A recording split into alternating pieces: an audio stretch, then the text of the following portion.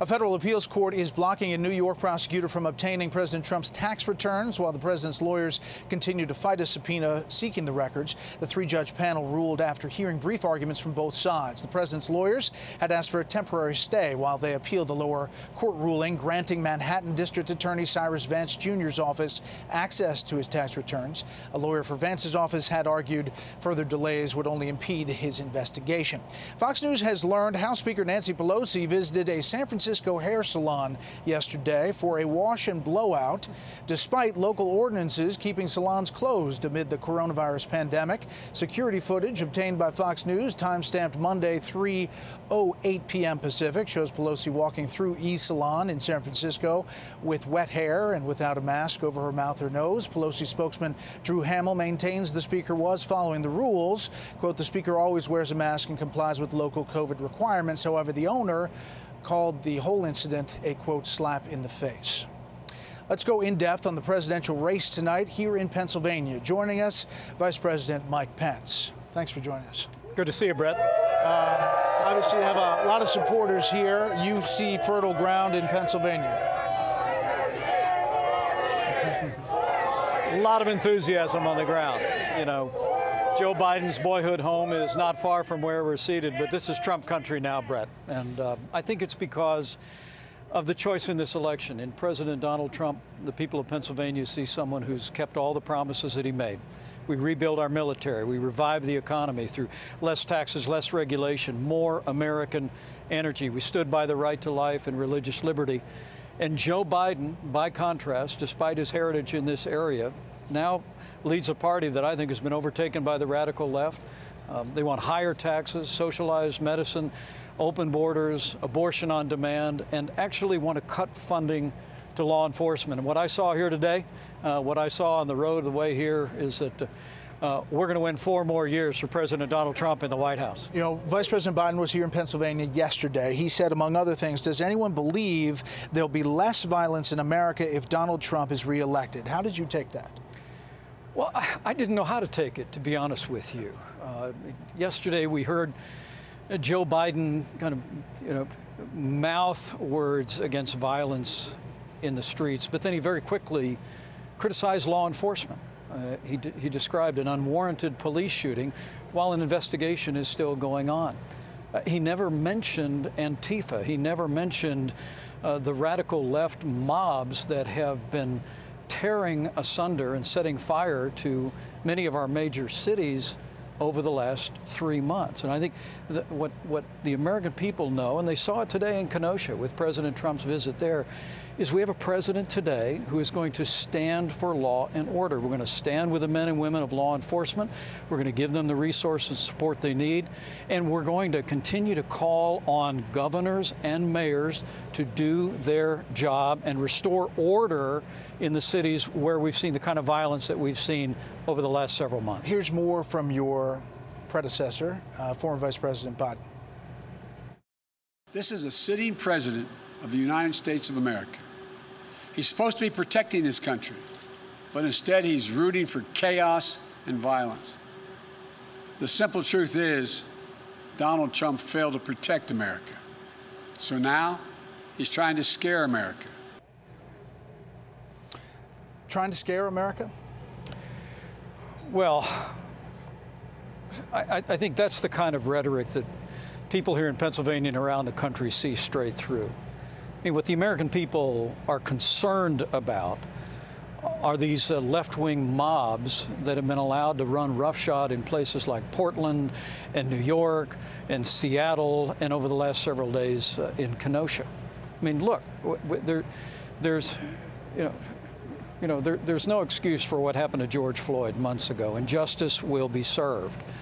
But there's also no excuse for the rioting and the looting and the violence that has followed. And the American people know they have a president who is going to demand that governors and mayors in these Democrat-run cities and these Democrat states step up, do their job, restore law and order. And that's really the choice that we have. You didn't mention Jacob Blake there? Well, Jacob Blake, that's a tragic situation that's under investigation today. But 7 times. It's shot 7 times, and you know, we grieve an incident like that. We really do. But I want to let the investigation play out. It's remarkable that Joe Biden yesterday announced that it was an unwarranted police shooting before we have all the facts in. But frankly, if you look at the last administration, Joe Biden and Barack Obama often reflexively criticized law enforcement. It's one of the reasons why in the last campaign, President Trump enjoyed so much support from law enforcement, because we're going to follow the facts. Justice will be served in every case. We abhor violence in any circumstances, but we're not going to reflexively condemn law enforcement. President Trump, his vice president, our administration are going to stand with the men and women of law enforcement. We're going to let investigations proceed and justice served. Speaking of facts, we're trying to get to the bottom of this story that the president has now told twice to reporters, that a person was on a plane, said there were 6 people dressed in black, filled with looters, rioters, anarchists, people looking for trouble. Do you know what he's talking about? Well, I think what the president's referring to is actually what we heard in many of the cities. That I know in Detroit there were a large number of arrests several weeks ago, and the vast majority of people were from out of state. The same thing occurred in arrests that took place in recent cities. I mean, look, there's something going on here where the radical left, these anarchists and Antifa, are moving people around the country, and it's one of the reasons that the Justice Department is looking into where is the funding for this coming from. I think the American people can see what's happening or here. A charge against anybody funding this? I mean, it's been going on for some time. We haven't seen any Antifa arrests or people tied with the funding of this operation. Well, that's actually not right, Brett. The Justice Department has overseen about 300 arrests. Well, specifically, but not since the violence has broken out in cities around the country. And we're going to continue to lean into that effort. We're going to make sure the American people know that we're going to work closely on the with state officials and law enforcement side, but we're vigorously investigating where this is being organized from. I remember when the rioting and the setting fire of buildings in Washington, D.C. was taking place. We actually heard that some organization was pre-positioning assets and resources around the city. And so I think people can see this is an organized effort in part. Some of it may be spontaneous, and the radical left certainly has its adherents in every city in the country. But we're looking to the Justice Department to get to the bottom of it. I want to turn to COVID in a second, but I want to fact check another thing. The president tweeted out today, "It never ends." Now they're trying to say your favorite president, me, went to Walter Reed Medical Center having suffered a series of mini strokes. Never happened to this candidate. Fake news. Perhaps they're referring to another candidate from another party. This refers to Michael Schmidt's book, where he says the president went to Walter Reed, which in fact happened in November of last year. He says in the book that you were put on alert to take control, to take office essentially, if he went under for anesthesia. Is that true? President Donald Trump is in excellent health. And Brett, I'm always informed of the president's movements. And whether it was on that day or any other day, I'm informed. But there was nothing out of the ordinary about that moment or that day. And I just refer any other questions to the White House physician. But as far as being on standby? I don't recall being told to be on standby. I was informed that the president had a doctor's appointment, and I don't want to spend too much time on it, but I just want to. Yeah, I got to tell you, part of this job is you're always on standby. As your vice president of the United States, but the American people can be confident that this president is in remarkable good health, and every single day I see that energy in high relief. I want to talk about COVID. In hindsight, do you think the lockdowns were a mistake? I don't.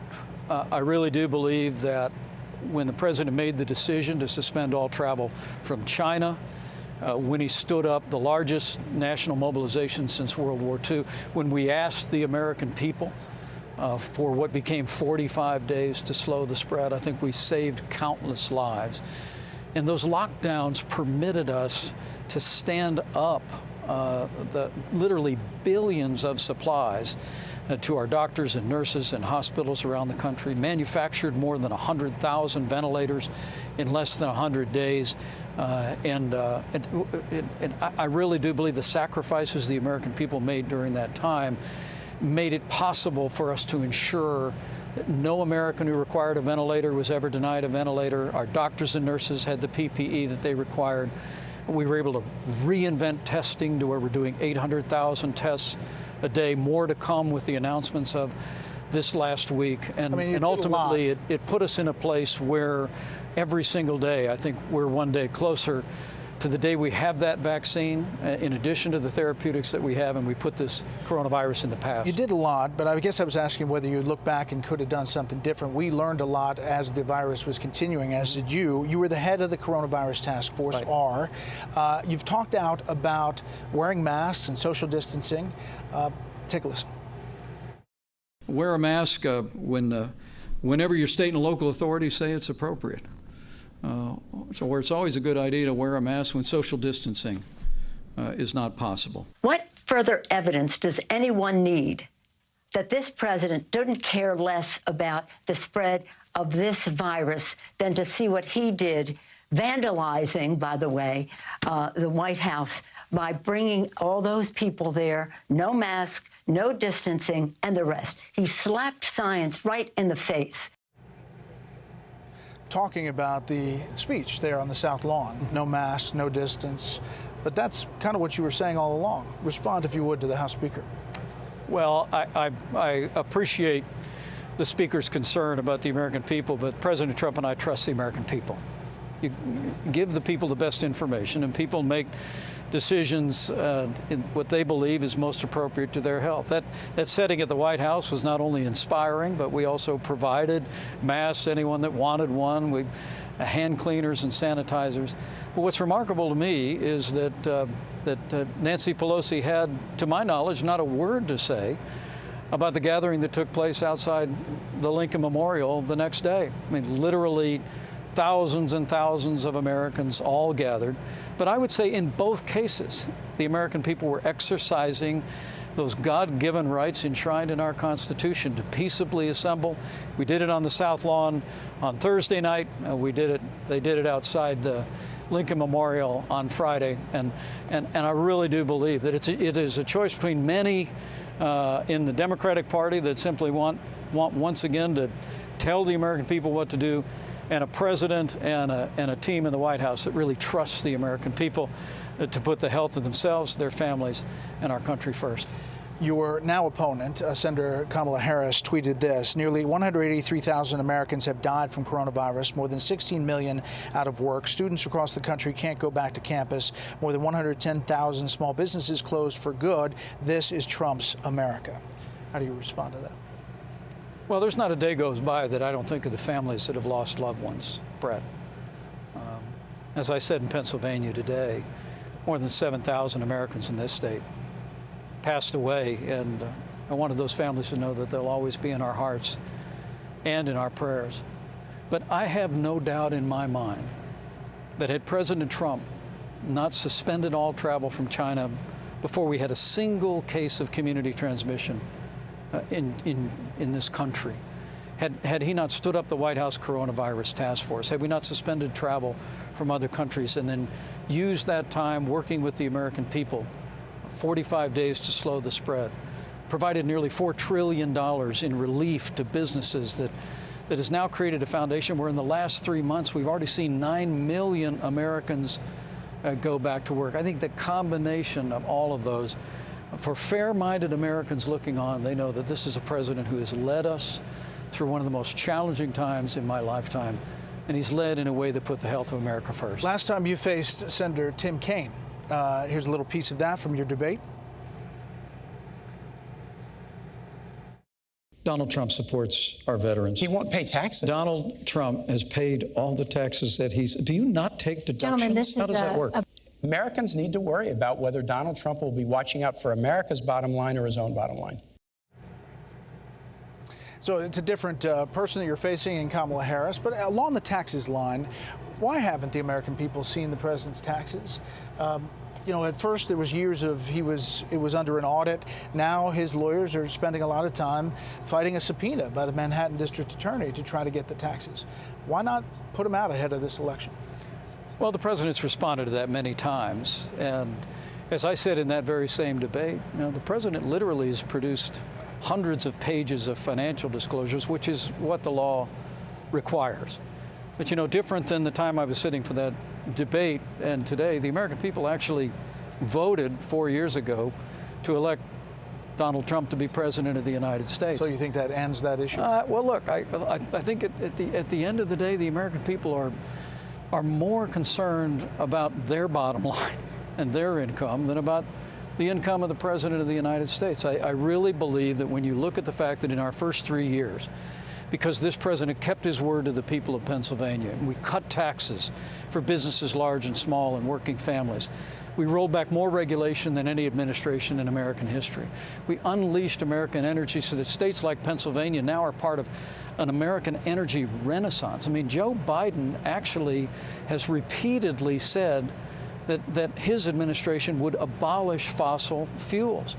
Now, I know he said yesterday that I'm not banning fracking, but that flies in the face of what he has said over and over and over again over the past year. And when you look at their agenda, his version of the Green New Deal, they'll make good on it. Joe Biden and the Democratic Party have been overtaken by the radical left as an agenda to abolish American energy. I think the enthusiasm you saw in Pennsylvania today tells you that this president's commitment to less taxes, more jobs, more American energy, it's going to be a winning message in Pennsylvania. I've got to hit a break, and I could talk to you all day with a lot of questions, but two very quick ones. One, will the president assure that there's not a government shutdown? And is it possible that the coronavirus bill, whatever it is going to be tied to that effort? Well, we're continuing to have discussions with leaders in Congress about another coronavirus relief bill. And I can tell you, nobody wants to send more support to American families and businesses than President Donald Trump. But we're not going to allow Democrats in Congress to use a coronavirus bill to basically bail out badly run Democrat states around the country. We're going to stand firm, but the president's looking at a variety of options. We're going to bring the American people through this challenging time. We're going to be there to support families, to support businesses, and we're going to bring America all the way back with 4 more years of President Donald Trump. Mr. Vice President, we appreciate the time. You've been in the broadcasting business. I've got to hit a break. Thank you very much. It's been great to have you here. Thank you.